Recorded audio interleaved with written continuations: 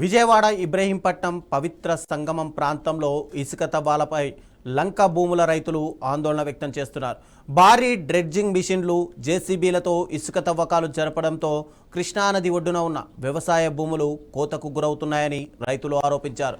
ఇసుక తవ్వకాల వల్ల లంక భూములు కోతకు గురైతే వాటిపై ఆధారపడి వ్యవసాయం చేస్తున్న రైతులు నష్టపోయే పరిస్థితి ఏర్పడింది. ఇక నిబంధనలకు విరుద్ధంగా తవ్వకాలు జరుగుతున్న అధికారులు పట్టించుకోవడం లేదని రైతులు ఆవేదన వ్యక్తం చేస్తున్నారు.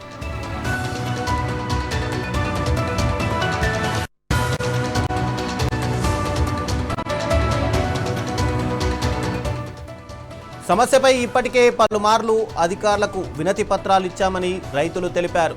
ఇటీవల ఫెర్రీ ఇసుక రేవు వద్ద నిరసనకు దిగిన రైతులను పోలీసులు అడ్డుకున్నారు. ఇక ఇసుక తవ్వకాలకు అనుమతులు ఉన్నాయని అధికారులు చెప్పడంతో రైతులు ఆందోళన వ్యక్తం చేశారు. భారీ డ్రెడ్జింగ్ మిషన్లతో కృష్ణానదిలో ఇసుక తవ్వకాలకు అనుమతులు ఎలా ఇచ్చారు అని చెప్పి రైతులు కూడా ప్రశ్నించారు. నదీ గర్భంలో తవ్వకాలు వెంటనే నిలిపివేసి తమ సాగు భూములను కాపాడాలని జిల్లా కలెక్టర్ను వినతిపత్రం సమర్పించారు.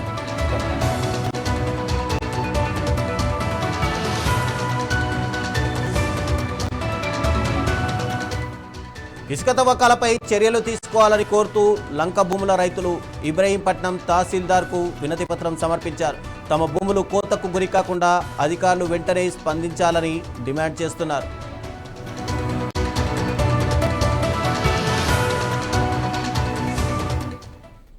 ఇక ఇదే అంశానికి సంబంధించి మరింత సమాచారం మా ప్రతినిధి కృష్ణ అందిస్తారు విజయవాడ నుంచి. కృష్ణ, చెప్పండి.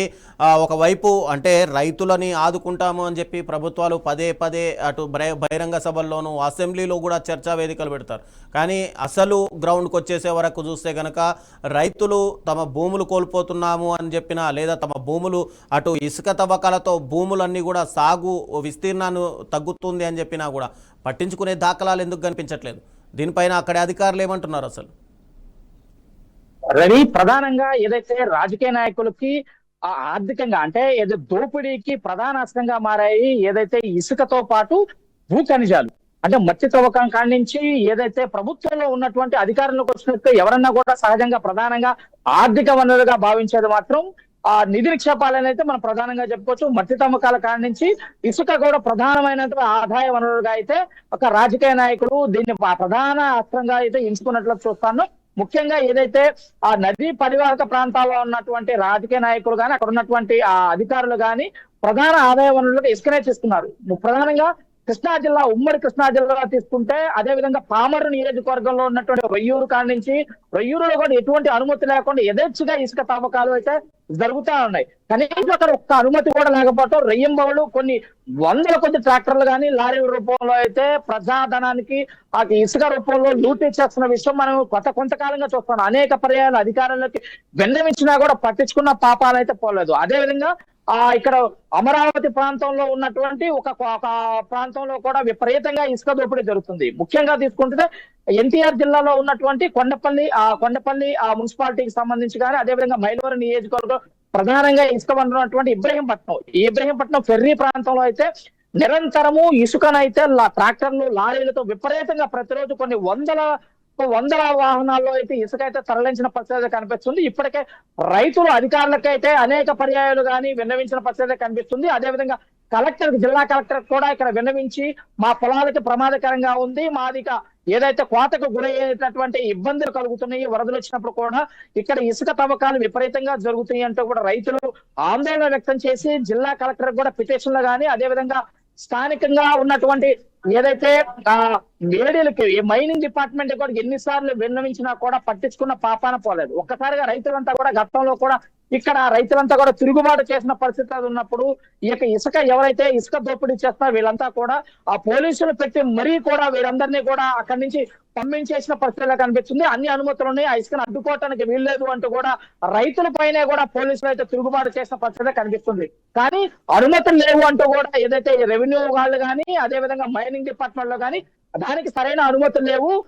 ఇచ్చిన అనుమతులు కూడా వేరే రకమైనటువంటి అనుమతులు తీసుకొని ఇటువంటి డ్రెడ్జింగ్ అంటే ఇసుక నదీ పరివాహం ప్రాంతంలోనే కాకుండా ఇసుకలో ఆ మధ్యలో కూడా ఆ ప్రాంతంలో కూడా ఇసుక డ్రెడ్జింగ్ అయితే చేస్తున్నారు. మోటార్ వెహికల్స్ తో ఈ డ్రెడ్జింగ్ తో పాటు జేసీబీలతో కూడా ఇసుకనైతే తీసుకెళ్తున్న పరిస్థితి కనిపిస్తుంది. అత్యంత దారుణంగా కొన్ని వందల కొద్ది ట్రాక్టర్లు అయితే ఇబ్రహీంపట్నంలో అయితే తరలించబోతున్న పరిస్థితి అయితే కనిపిస్తుంది.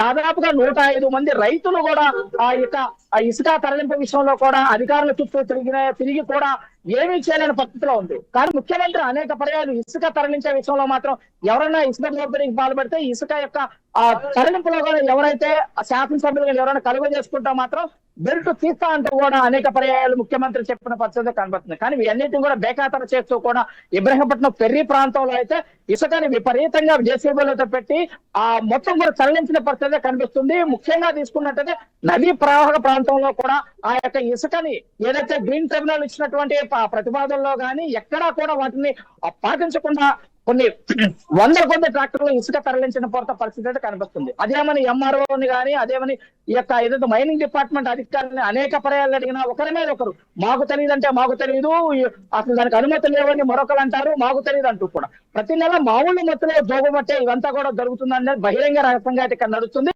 మొత్తంగా కూడా ఇసుక తరలించే విషయంలో ఇబ్రహీంపట్నం సంబంధించినటువంటి ఎవరైతే ఇసుక దోపిడీ చేస్తారో అటు పోలీసు వాళ్ళకి కానీ అదేవిధంగా మైనింగ్ డిపార్ట్మెంట్ కానీ రెవెన్యూ డిపార్ట్మెంట్ తో పాటు స్థానికంగా ఉన్న రాజకీయ నాయకులు కూడా ముడుపులో ముడుతున్నాయి.